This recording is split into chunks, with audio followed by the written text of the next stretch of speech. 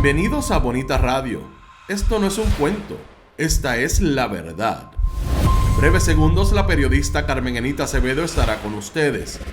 Bonita Radio está disponible en Facebook, Instagram, Twitter, Spotify, Google Podcast, YouTube, iVoox y iTunes. Agradecemos a nuestros auspiciadores. Cooperativa Seno Gandía, Solidez y Futuro. Y Buen Vecino Café. Nuestras transmisiones son viables también gracias al apoyo de ustedes. Pueden enviar sus donativos accediendo a bonitaradio.net. Allí podrán realizar su aportación a través de PayPal o tarjetas de crédito. También pueden realizar su donativo por ATH Móvil Negocios a la Fundación Periodismo 21. O pueden enviar un cheque o giro postal a PMB número 284. P.O. Box 194000, San Juan, Puerto Rico 00919-4000. Bonita Radio, esto no es un cuento, esta es la verdad. Con ustedes, la periodista Carmen Enita Acevedo, en directo desde el estudio Roberto el Indio Acevedo.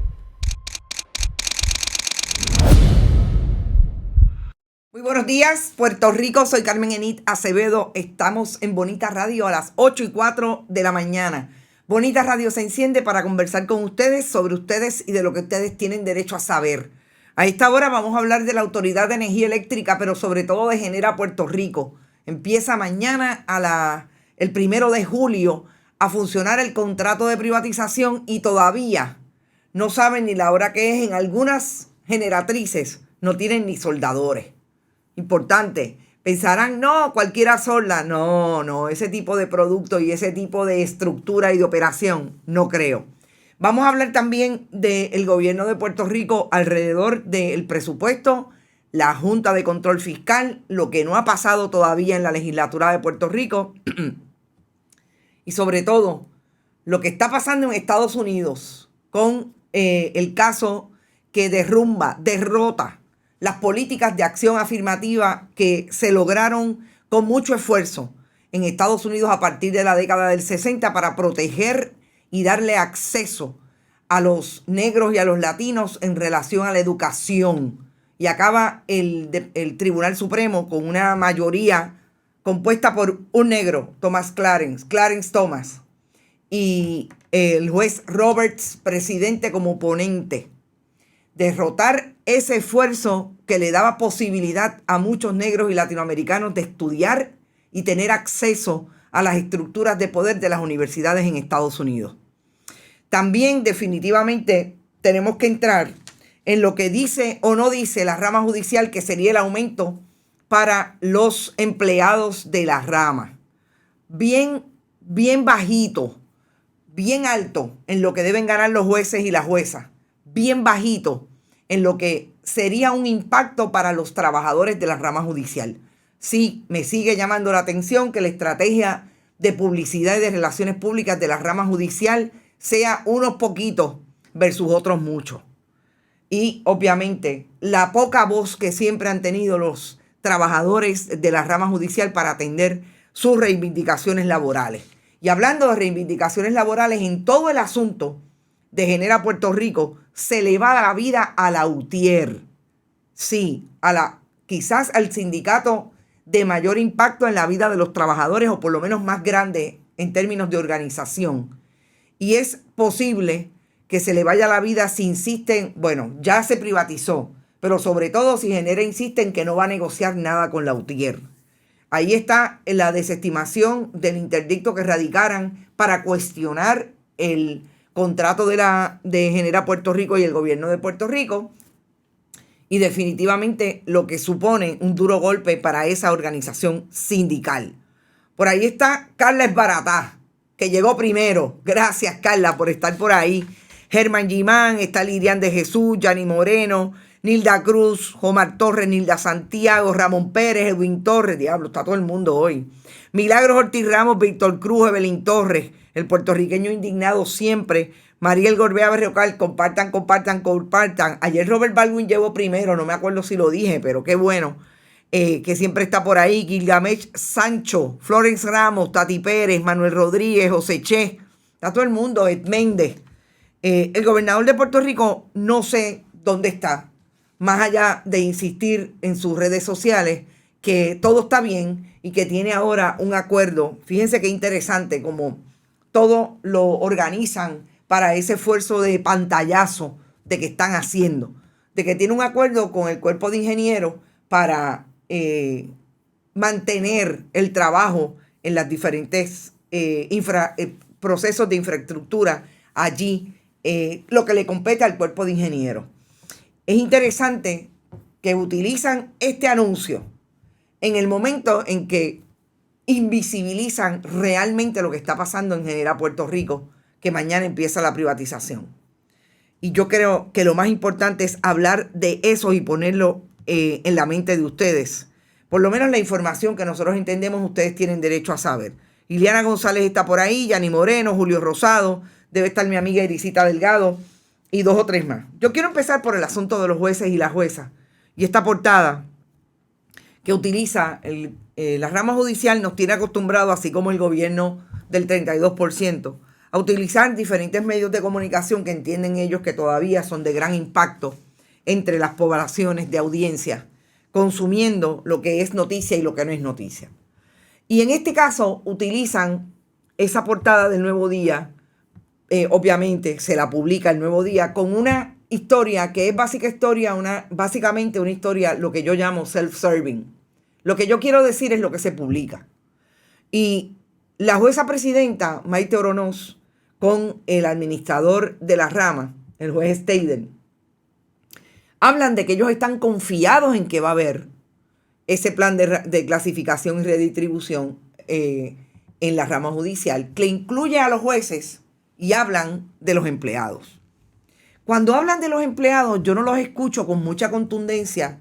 Dicen mucho y para mí no dicen nada, y la pregunta sería, ¿cuál es el impacto real? Hablan de $2,500 al año. Eso es menos eso es básicamente $200 al mes. Hablan de esos $2,500 que básicamente se queda en eso, pero no son contundentes. Una secretaria que se ganaba $1,700, pues ahora se va a ganar $1,900, $200 al mes.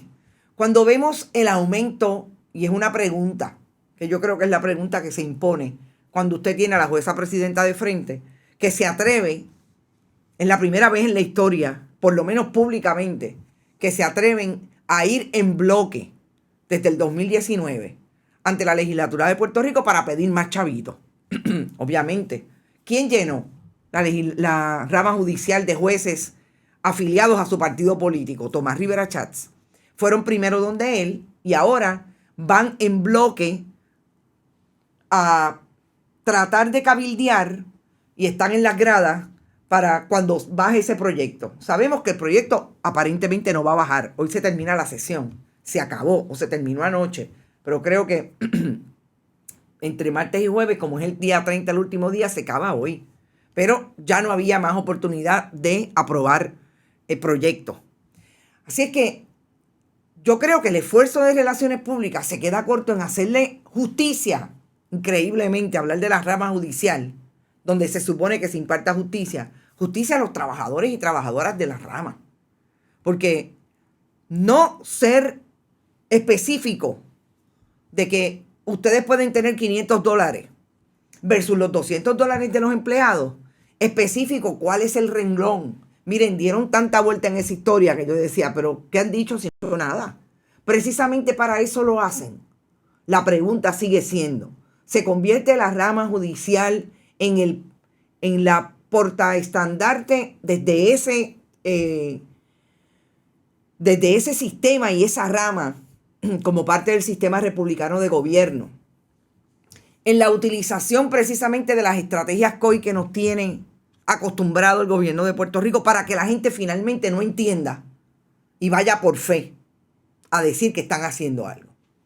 Yo creo que eso es importante. Cuando digo que me parece que siempre, y lo he dicho antes, los empleados de la rama judicial en un momento dado eran bien vocales.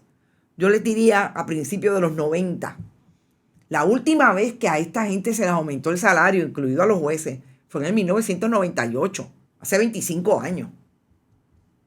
O sea, todo el mundo aquí, definitivamente todo el mundo merecería un aumento. Volvemos. El problema es, ¿por qué para unos es más alto? ¿O por qué no le dicen la verdad al país? Nosotros requerimos más para los jueces que para los empleados. En proporción, obviamente. Obviamente. No puede ser lo mismo porque las escalas son diferentes. Me llama la atención que hay 4 personas en el sistema, según la jueza presidenta, que no se les va a aumentar el salario, no se dice quién es, porque están bien de acuerdo al análisis que hace la Junta de Control Fiscal con relación a lo que se ganan según ajustado al mercado de trabajo. ¿Quiénes son? No lo sabemos. Pero hay 4 personas en ese sistema que están suficientemente bien pagas según la Junta y no se le va a aumentar el salario. Otra cosa importante, según lo que ha sido histórico en el proceso de la reivindicación salarial de los empleados públicos en Puerto Rico, no importa la antigüedad. Ojo, fíjense cómo las políticas son totalmente neoliberales a la hora de sentarse a hacer un análisis de cuánto debe ser lo que se dé de aumento para empleados públicos. El asunto de la antigüedad queda rezagado según el análisis de la Junta porque lo importante es quién está ahí, cuán necesario y qué hace. Interesante. Y ahí la rama judicial entiende que tiene que haber un balance porque no es posible. No es posible. O sea, es totalmente productividad. Es la mirada. Yo no estoy diciendo que no tengamos que atender a la productividad, pero no es lo mismo un empleado que lleva 25 años en el crimen a uno que llegó ayer, que lo único que tiene, a diferencia de este, es un bachillerato, pero no tiene la experiencia manejando el sistema.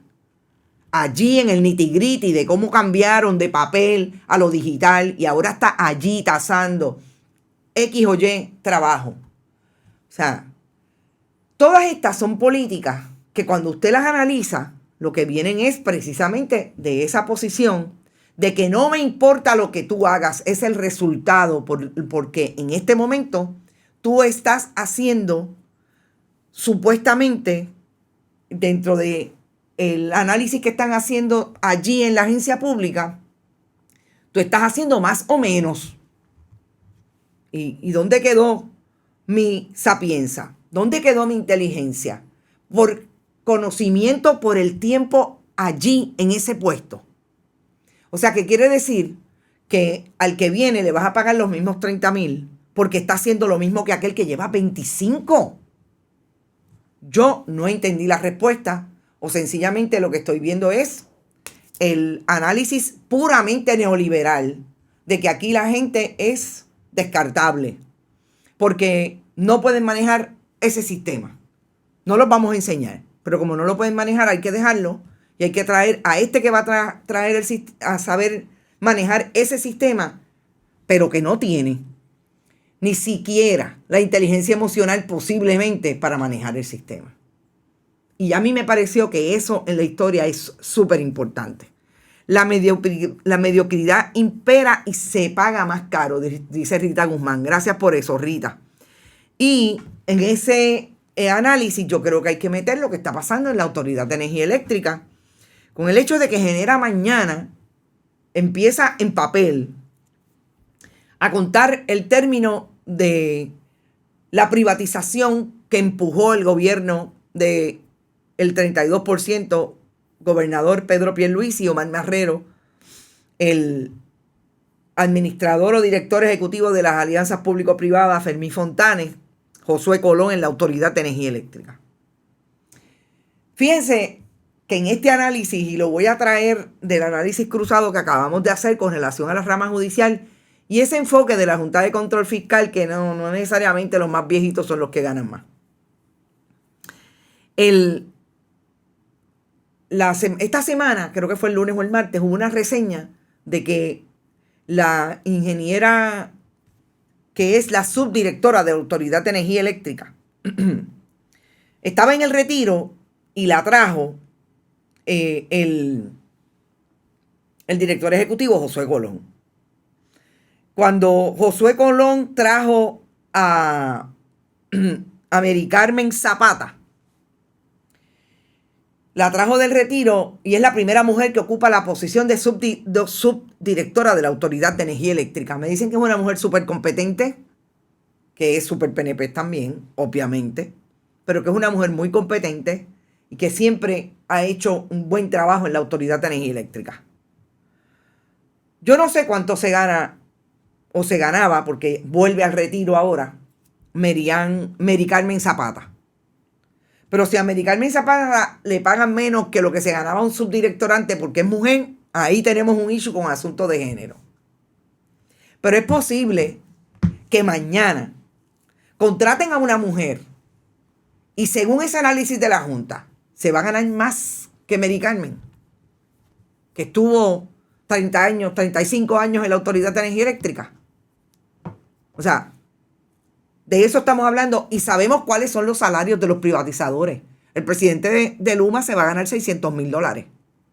No me quiero imaginar lo que se gana el de Genera Puerto Rico con los fondos de la chequera del pueblo de Puerto Rico. Entonces a Genera empieza mañana y yo voy a solamente a traer un dato que me parece súper importante. Mientras el gobernador está anunciando el esfuerzo con el cuerpo de ingenieros y se fue y se retrató e hizo pues lo que ellos saben muy bien hacer. Cuerpo de ingenieros de Estados Unidos, recordemos, que es el pantallazo de la foto oportunidad para establecer que están haciendo algo. Lo hacen precisamente a 48 horas de que entre en vigor la privatización total de la autoridad con ese esfuerzo de Genera. Supuestamente, el acuerdo colaborativo es para asegurar la estabilidad permanente, fuerza y resiliencia de la represa Oaxaca. Es para restaurarla porque ustedes saben que sufrió daños a partir del huracán María. El problema es que anuncian eso, por un lado, en el papel, en la foto, bien bonita.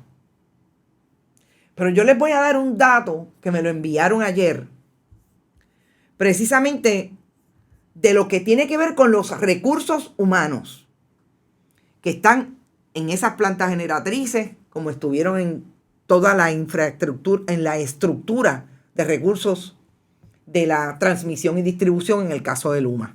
Ya sabemos los disloques que tiene Luma porque no hay gente como los que estaban en el esfuerzo de el trabajo de la Autoridad de Energía Eléctrica, que eran los que proponían que no bien pasaba el huracán y ya había gente trepada en los postes, como diría doña María, trepada en los postes, hombres y mujeres trepados en los postes haciendo lo que tenían que hacer para restablecer el servicio de energía.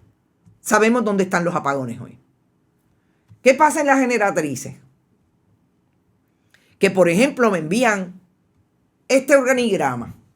Estos son los organigramas que se están generando en las plantas de generación, valga la redundancia, generación por generado, que están estableciendo qué es lo que está vacante. Pues mire, lo que está vacante es un técnico de mantenimiento que nada más y nada menos se trata de un soldador. Y usted dirá, como precisamente me dijo la persona que me da la información, es que pensarían que el soldador puede soldar una reja. No. Ustedes tienen una idea de lo que supone la central Aguirre. Y vamos a la imagen para que ustedes se puedan imaginar lo que este técnico tiene que hacer en momentos de una avería en esa estructura, en esa infraestructura. Sí, que nosotros hemos escuchado miles de veces. Después del huracán María, antes ocurría, pero ahora, específicamente, ¿cómo es que le dicen a una, se quemó tal interruptor, tiene que entrar el técnico, eso tiene que estar a otra temperatura para poder trabajar, sí hay un trabajo de eléctrico, sí hay un trabajo de soldadura, sí, o sea, que nos hacen el mapa de alguna manera y una dice, ahí hay un trabajo técnico. ¿Quién conoce eso? El que están buscando posiblemente en el herrero que está cerca del área y que no tiene trabajo. Esto es un técnico especializado. Y hoy se supone que están anunciando con bombo y platillo que ellos empiezan mañana. Pero si hay plantas generatrices que tienen deficiencia de personal. Ah, ¿por qué? Porque en efecto hubo gente que se quedó con Genera, pero hubo gente que se fue. Ayer hablaban, creo que de 60 y pico de plazas de retiro que se van. ¿Quién aquí está haciendo el análisis del balance entre la gente nueva? Porque tiene que haber un relevo generacional y yo estoy totalmente de acuerdo. Tiene que haber un soldador viejo que le enseñe al soldador nuevo. ¿Quién está haciendo ese balance?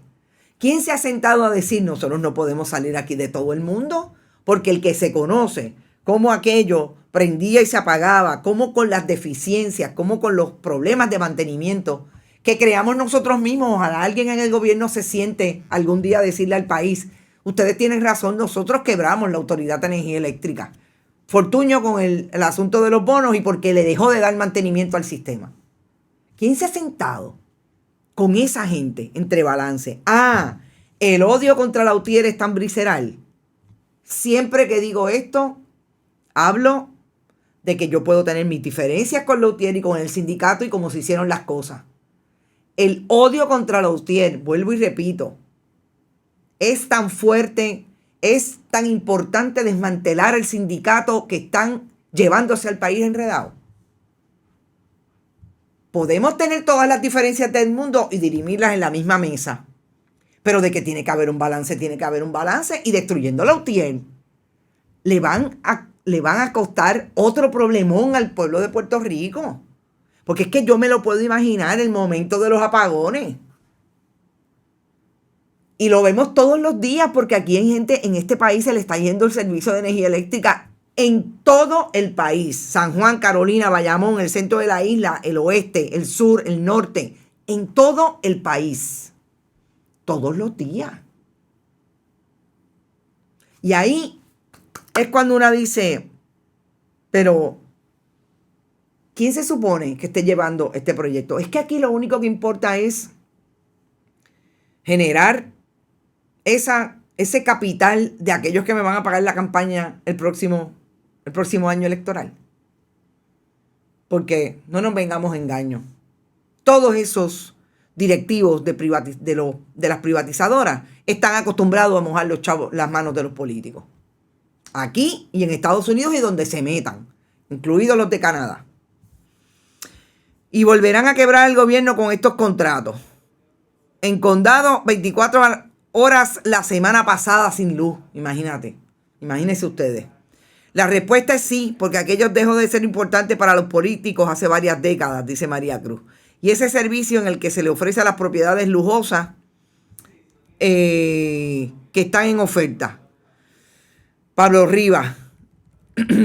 Yo honestamente no lo entiendo, no sé hasta dónde alguien está pensando en esto, pero creo que desde el día 1 lo están señalando y no hay manera. Nosotros vamos a hacer una entrevista.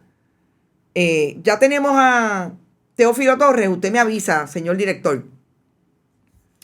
Si lo tenemos, déjenme ver si... sí, está, perfecto. Vamos a hablar con Teófilo Torres. Vamos a bajar un poquito, porque es que quiero conversar con Teófilo brevemente sobre un evento que tiene el próximo domingo. Y yo creo que de esto se trata también la solidaridad de los medios de comunicación con aquellos esfuerzos que se hacen desde la expresión cultural para también denunciar. Y Teófilo Torres, que tiene el famoso personaje de Pateco, tiene una actividad el próximo domingo en Caguas y yo quiero entrevistarlo y que de una vez si se puede tirar una trova para Bonita Radio, pues que nos las dé también. Teófilo Torres, buenos días y encantada de tenerte en Bonita Radio. No te escucho. No le escucho, señor director. Usted me dirá. No lo estoy escuchando. Bueno. Que viva Pateco, dice Robert Baldwin. No estoy escuchando a Teófilo. Aparentemente tenemos problemas con la conexión porque es que si no, ahora digo yo, volvemos. ¿Será el servicio de energía? Señor director, estoy cambiándolo, pero no escucho. Bueno, yo voy a seguir y cuando estemos listos, el señor director me dirá. No lo tengo conectado. Bueno, digo el asunto de la Autoridad de Energía Eléctrica porque también en ese contexto genera UTIER. Hubo una noticia ayer, después de la famosa vista de interdicto que iba a haber con relación a la petición de interdicto que le estaba haciendo la UTIER a la jueza Laura Taylor Swain para que determinara que ese proyecto de contrato es nulo y pudieran lograr detener la efectividad que sabemos que es el próximo sábado. La jueza determinó que la UTIER no tiene capacidad, lo que ellos llaman standing en español, legitimación activa, para demandar en ese sentido. Pues porque no es una parte que recibe un daño, según lo establece la jurisprudencia, no es una parte que tiene posibilidad de cuestionar desde ese extremo del derecho. Así es que se queda la UTIER sin posibilidad de que se deje sin efecto. Eso supone lo que han dicho incluso el presidente de la UTIER, lo que ha dicho el liderato de ese sindicato, que ese contrato va a destruir la UTIER. Y por eso yo decía, si el odio es tanto contra la UTIER, por la manera en que el gobierno siempre ha articulado una narrativa de que en este caso es el sindicato el responsable de muchos males de la Autoridad de Energía Eléctrica. El problema es que ubicarlo ahí, aun cuando usted pueda tenerle críticas a la UTIER, esa narrativa se hizo para demonizar un sindicato que era súper activo y combativo en el momento de traer los asuntos que estaban ocurriendo en la Autoridad de Energía Eléctrica, pero sobre todo cuando negociaban sus convenios colectivos.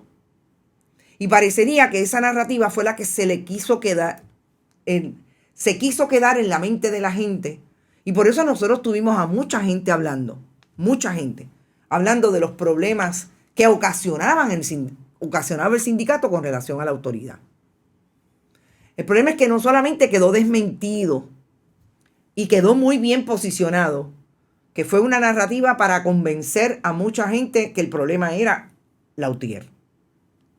Y vuelvo y repito, usted puede tener todas las diferencias, me parece que hubo mucha negligencia, por lo menos hacia afuera, ante la opinión pública, de cómo manejar los asuntos del sindicato para poder luchar contra lo que venía. Tenemos serias diferencias con las estrategias, serias diferencias con lo que pasaba, porque sabemos de muchas cosas que pasaban allí, y de hecho, sobre todo de cómo manejaron ese quid pro quo con la propia administración, que la gente se creyó que eran intocables. No eran intocables. Del Estado siempre usted puede esperar que lo venga a desmantelar. Y eso fue lo que hicieron con la UTIER. Y eso es lo que están haciendo ahora. Pero volvemos, ¿a cuenta de qué? Socolor, ¿de qué responsabilidad? De no mantener un servicio de energía eficiente, moderno y limpio. Y tenemos a Pateco en línea y quizás debamos empezar por la Autoridad de Energía Eléctrica. Pero Teófilo Torres tiene un evento el próximo domingo y yo quisiera, Teófilo, que entre una cosa y otra nos pudieras decir de qué se trata y cuál es tu nueva propuesta para llevar a Pateco a las tablas, en este caso en el Moneró, en Caguas. Bienvenido a Bonita Radio, Teófilo. Hola, Carmen, un placer estar aquí y sobre todo dirigirme a la gente que escucha y participa de Bonita Radio, una de las entidades digitales a las cuales me honro en auspiciar a través de las redes sociales. Te menciono que el personaje de Pateco ya es un personaje que lleva bastantes años en Puerto Rico. Yo lo muevo siempre de la calle, de las protestas, todas las protestas que Pateco es el tipo de persona, como él sí mismo se describe, que si hay protesta, él va para allá. Y después que está en la protesta, pregunta de qué es esta protesta. Lo de él es, donde hay una protesta, él va para allá. Y como sabes, a Pateco en una de las protestas del año pasado, la policía de Puerto Rico le confiscó una pala vieja que ya no sirve para nada, sino como para utilería de actuación, y nunca la devolvieron. Esa pala fue confiscada. Me dicen que probablemente la destruyan como evidencia, porque no han hecho ningún tipo de acusación formal ni a Pateco ni a Teófilo Torres.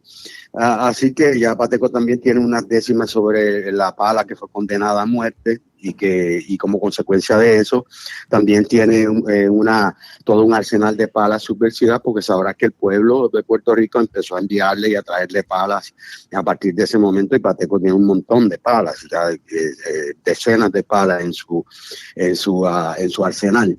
En esta ocasión voy a estar en el Monero Café Teatro y Bar con un show que ya hice hace 2 semanas, lleno total. Lo repito, este domingo 2 de julio, titulado Sin Mordaza y Sin Auspicio. Pateco se da el lujo de decir que él no tiene auspicio y por lo tanto pues no le pueden poner zipper en la boca. Él canta y él expresa lo que tiene que expresar, sobre todo ante las injusticias sociales, la hipocresía religiosa, la ventajería de los politiqueros que se suben a enriquecerse con frases bonitas y con frases eleccionarias para que el pueblo siga engañado. Y esa es la tónica general del personaje, que como tú sabes, es un personaje que Pateco es nuestra aportación a la cultura mundial, a la cultura universal de la muerte. El Pateco que nosotros tenemos es único en el mundo, es el personaje que se lleva a los muertos a ultratumba. No es la muerte, Pateco no los mata, pero los transporta en el sentido clásico griego de la barca de Acarón. Así que este domingo tengo esa función especial pre-día del 4 de julio, que ahí ya Pateco está preparando unas décimas muy interesantes relacionadas a ese evento de la independencia de la nación norteamericana y cómo se refleja en nuestra psiquis de colonizados.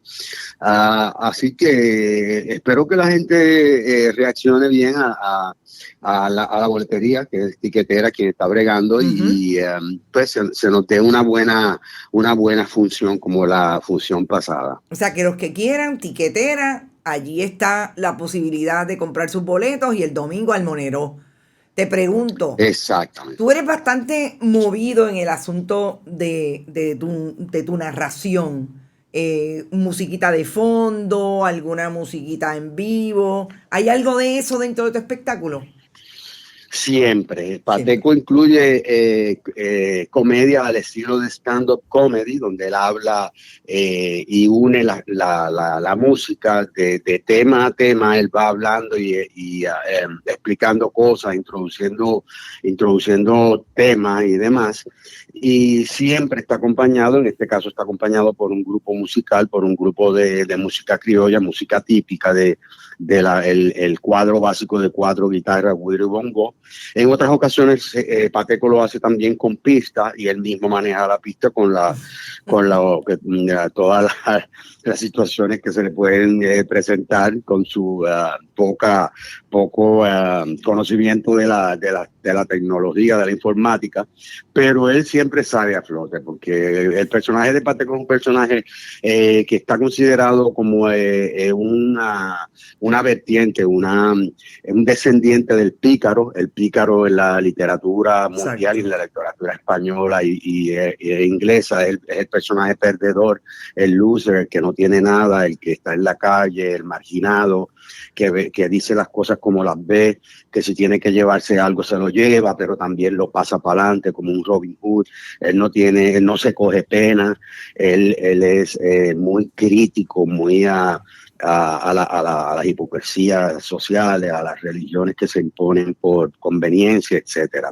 Ese es el personaje que representa Pateco. Y por cierto, no, a modestia aparte, la gente de verdad que salen con dolor en las tripas de tanto reír. De tanto que nos hace falta. ¿Y tienes algún ejemplito que nos puedas tirar aquí, así medio en vivo, en serio y en broma, de lo que vas a tener allí? ¿Alguna décima que quieras compartir con nosotros?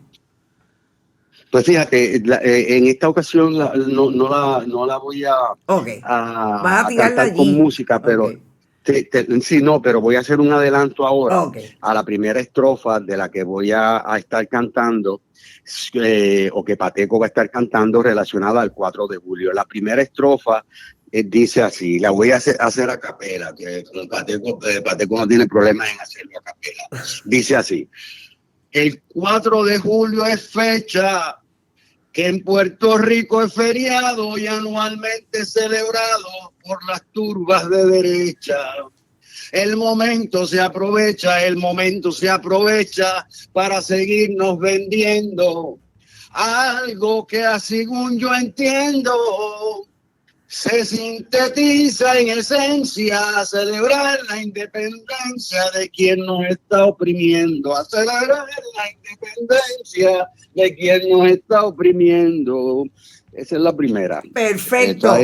Y si usted quiere escucharla completa, vaya el domingo. El domingo allí. El domingo, sí. En Monero. Exacto. Gracias un montón, Teófilo. Yo te voy a tener en un programa más en profundidad. Vamos a conversar mucho más sobre tu trabajo y sobre todo el momento que está viviendo Puerto Rico de frente a esa expresión cultural que también denuncia. Así que te agradezco mucho tu esfuerzo y nos vemos la semana que viene.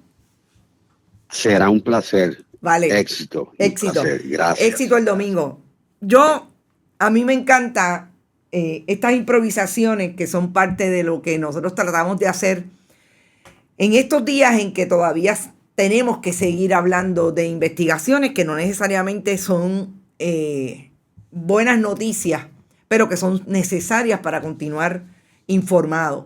Este esfuerzo de Pateco, que hace desde la expresión cultural de lo que él sabe hacer muy bien, como ustedes han dicho, la descripción de Teófilo Torres es este actor que lo mismo dramático que el esfuerzo de otras tonalidades dentro de ese escenario cultural, que hace una denuncia propia que en el caso de Quique Rentas lo ha traído a través de sus diferentes expresiones en los memes, como de las epifanías de Pateco con relación a no más aumentos de la luz, etcétera.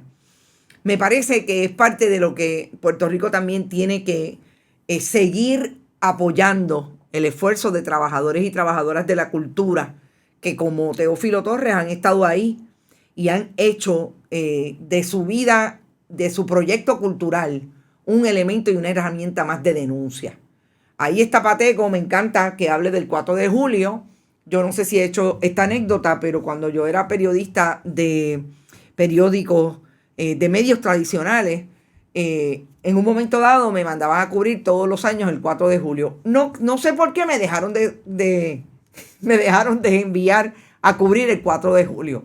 Quizás era porque cuestionaba, precisamente como está diciendo Pateco, que quienes celebran y quienes plantean desde la celebración del 4 de junio de la nación norteamericana, estadounidense en este caso, es precisamente un grupo de derecha, como lo llama él, las turbas de derecha, que celebran la independencia de aquellos que están oprimiendo al país. Y eso me parece genial. Vayan a verlo, sintonicen, vayan a buscar las taquillas por tiquetera el domingo en ese centro, espacio cultural también espectacular de Sofía de la Cruz, la gran amiga Sofía de la Cruz y Carlos Esteban, allí en Caguas. Gracias a la cooperativa Manuel Seno Gandía, a las cooperativas de Vega Alta y a Buen Vecino Café por apoyar este esfuerzo de Bonita Radio, periodismo contestatario comprometido con el país. Y yo terminaba el análisis con relación a la UTIER diciendo que precisamente lo que puede pasar y lo que ellos auguran si no logran establecer alguna comunicación efectiva con el patrono Genera, es que este proyecto de privatización los va a desaparecer. ¿Cómo está articulando esto o de qué manera está trabajando esto el liderato sindical, por lo menos de la UTIER? Yo creo que uno de los grandes problemas es que hay muy poco por hacer, porque parecería que la salvación es individual, o así lo ha entendido ese grupo, ya no los líderes, los que están hacia abajo de la estructura, que son los trabajadores, que están afiliados a ese sindicato. Y ahí es donde yo veo el problema, que no hubo una preparación profunda de que las personas, como ocurre en todos los gremios, o por lo menos en este momento de la historia, parecería que no hubo sentido de pertenencia, de que había que defender al sindicato sobre todas las cosas para poder seguir manteniendo un esfuerzo sindical que también produjera o se reprodujera en beneficio del país. Y yo creo que eso es una gran crisis del momento.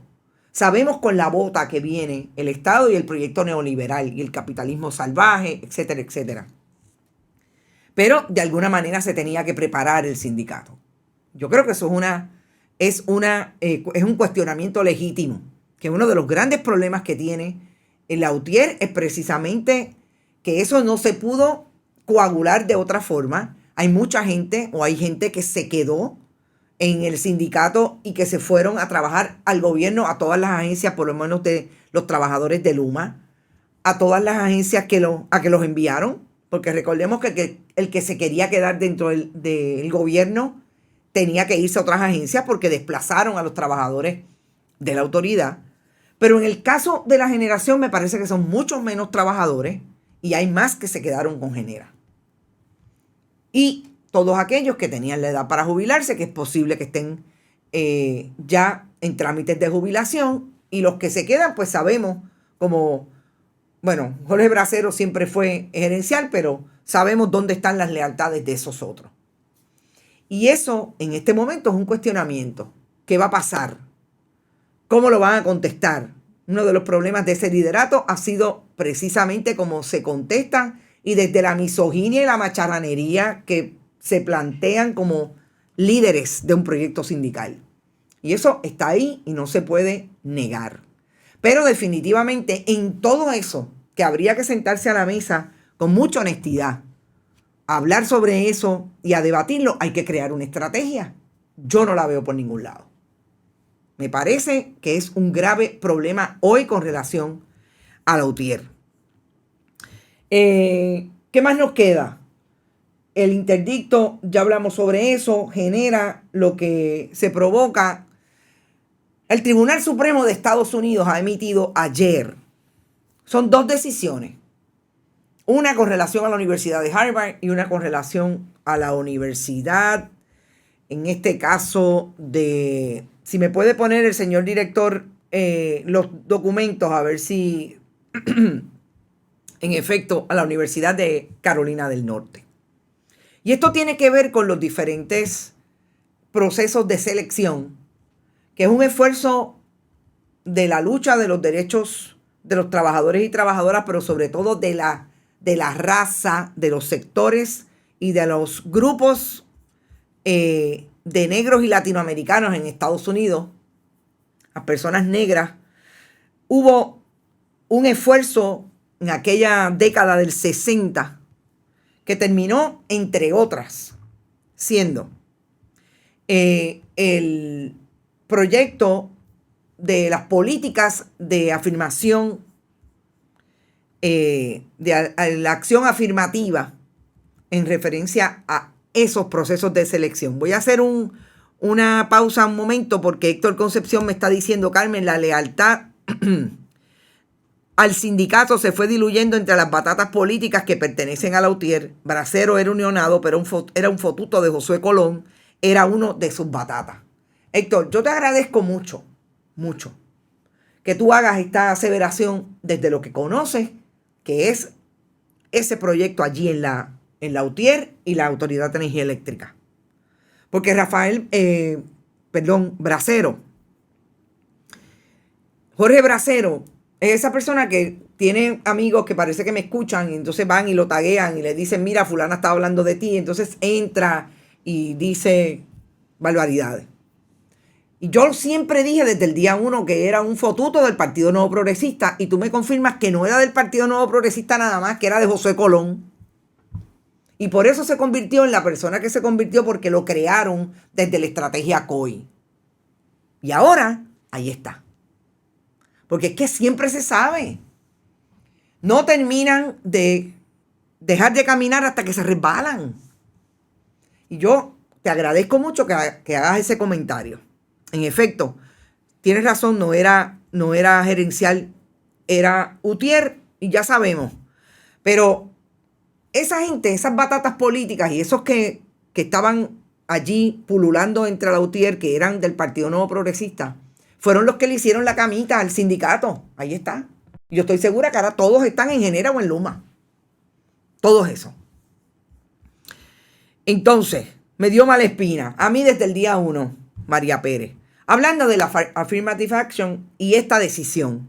El tribunal, juez Roberts como juez presidente, Clarence Thomas, el único negro y el primer negro, no era el primero, había otro antes que él. Clarence Thomas, esa persona negra cuya ética está cuestionada por pulular con aquellos que tienen casos ante el Tribunal Supremo y que recibir regalos, etcétera, etcétera. No es el mismo Robert Baldwin. Alguien está preguntando si es Bracero el periodista. No. Pues Clarence Thomas y esa mayoría, obviamente, Kavanaugh, etcétera, decidieron de un plumazo eliminarla. El juez Roberts fue tan claro como decir se eliminan, punto. Ese proceso de selección en que habían unas cuotas que se llenaban porque se sabía dentro de Harvard y específicamente los dos casos están atendidos entre Harvard y la Universidad de Carolina del Norte, que tenía que haber esa discriminación de colocar a personas negras y latinoamericanos porque es parte, ese asunto de la raza. Es parte de lo que ha sido la limitación. El racismo ha sido parte de la limitación del acceso de esas comunidades a la educación. En este caso, a la educación superior, de universidades, a la educación del nivel superior. Cuando están tomando esta decisión, yo creo que una de las disidentes más alusivas al daño de esta decisión fue la de la jueza Sonia Sotomayor, puertorriqueña en el Tribunal Supremo de Estados Unidos, nombrada por Barack Obama. Que dejémosla en pantalla, señor director, porque voy a leer en parte lo que ha traído Sonia Sotomayor, que me pareció no solamente brillante desde el punto de vista de lo que discuten en materia de derecho, trae toda la jurisprudencia de los casos que contradicen la decisión de la mayoría, pero también hace alusión a lo que el Tribunal Supremo decide también, que es decir, que lo único por lo cual pueden traer el aspecto de raza, oigan esto, el aspecto de raza en esas solicitudes a las universidades en el proceso de selección, es precisamente colocar en los ensayos que tienen que presentar, en esos ensayos, la discusión de un solicitante sobre cómo la raza afectó a su vida, ya sea por discriminación, inspiración o de otro modo. Que lo pueden hacer de manera individual y no puede aplicar cuotas explícitas ni implícitas de raza. A mí me parece que esa parte de la decisión es increíblemente cínica. ¿Qué dice la jueza Sonia Sotomayor sobre ese asunto puntualmente? Este supuesto reconocimiento de que las universidades pueden en algunas situaciones tener en cuenta la raza en los ensayos de solicitud no es más que un intento de pintar los labios a un cerdo. Aseguró que la decisión hace retroceder, y estoy citando, retroceder décadas de precedentes y procesos y progresos trascendentales, y subvierte la garantía constitucional de igual protección de las leyes al afianzar aún más la desigualdad racial en la educación, la base misma de nuestro gobierno democrático y sociedad pluralista. Sonia Sotomayor lo dice no solamente con la justificación del análisis que hace en derecho, la experiencia propia, como tiene que haber sido también la experiencia propia de la nueva juez del Tribunal Supremo, que es Jani Jackson Brown. Una mujer negra, la primera en ser nombrada al Tribunal Supremo por un presidente estadounidense, que también hizo una disidente y dice que sencillamente es nefasta y nos destruye a todos. Esas son sus líneas en esa disidente. En un momento en que Estados Unidos está viviendo, y eso también lo hace puntualizar, y si puede el señor director traer el documento, es exactamente ese documento, para que ustedes vean el esfuerzo y la rabia de esa disidente, de la jueza Jackson Brown. Estamos hablando de que le está poniendo una ceguera total a este asunto, cuando la realidad del país es totalmente contraria. En Estados Unidos son más las minorías, las mayorías negras, las voy a llamar mayorías, que se quedan sin posibilidad de estudiar, por el nivel de desigualdad y el nivel de discrimen racial que hay en las universidades.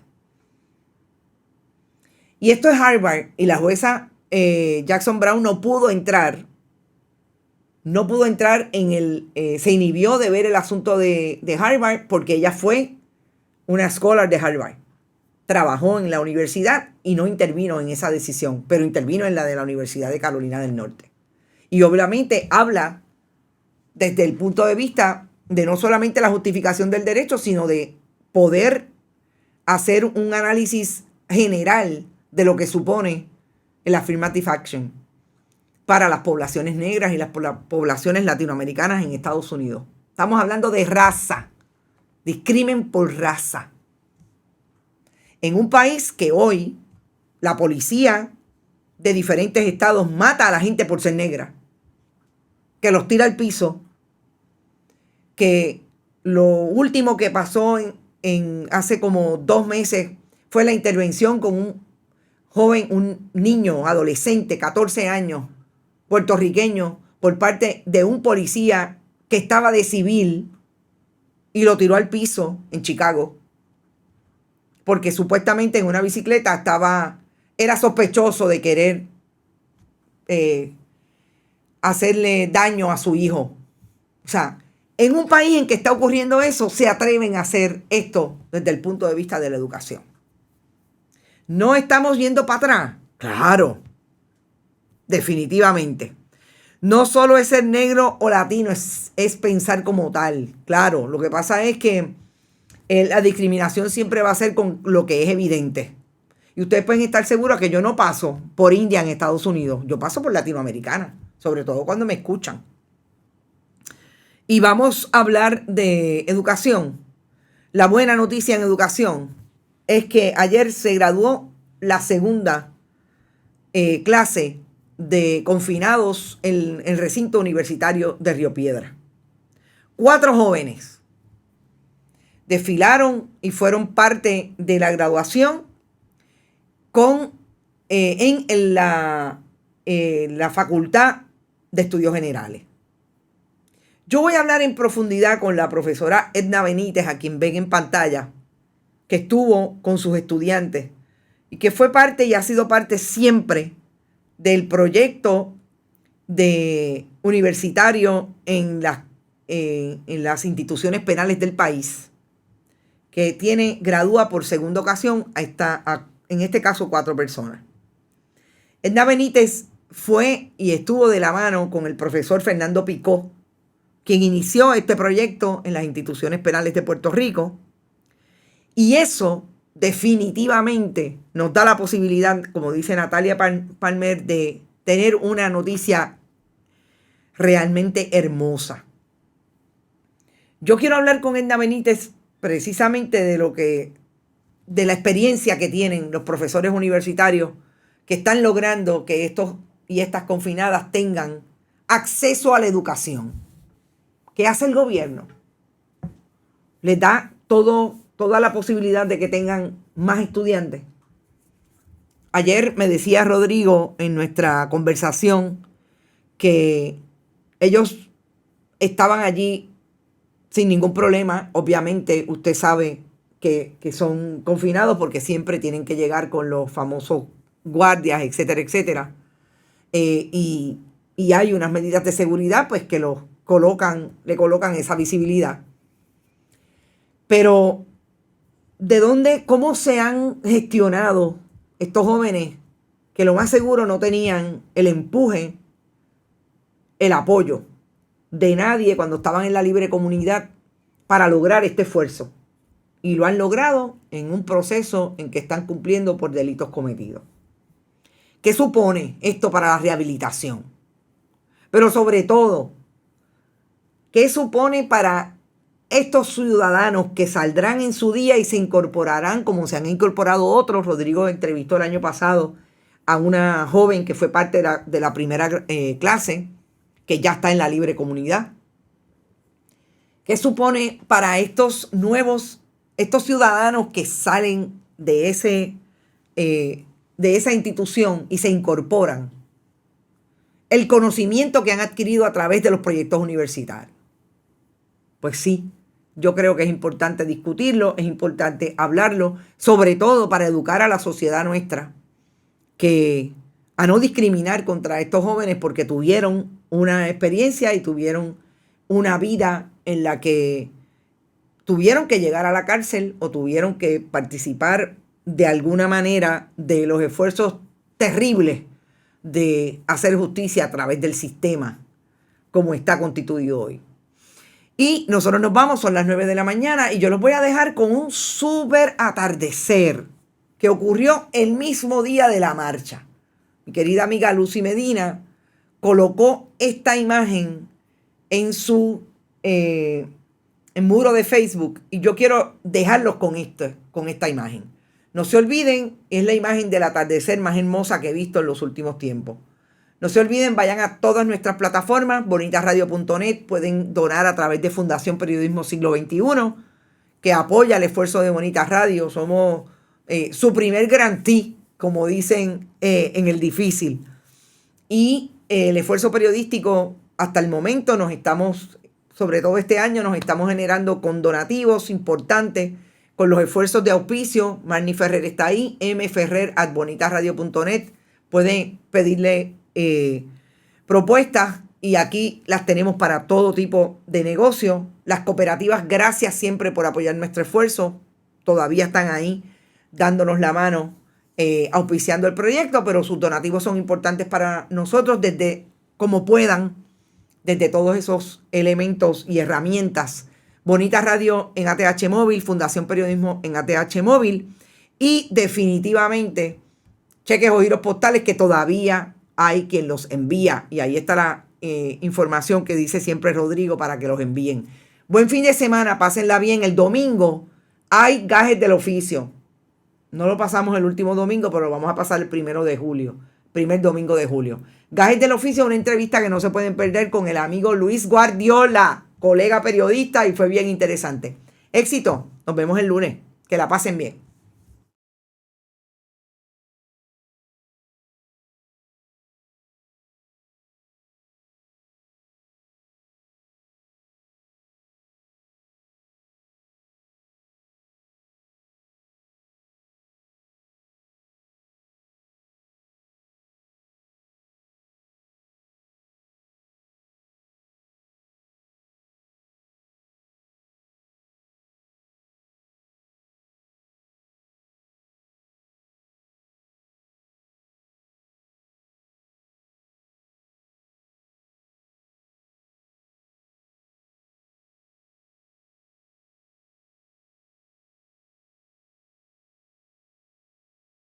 Bonita Radio.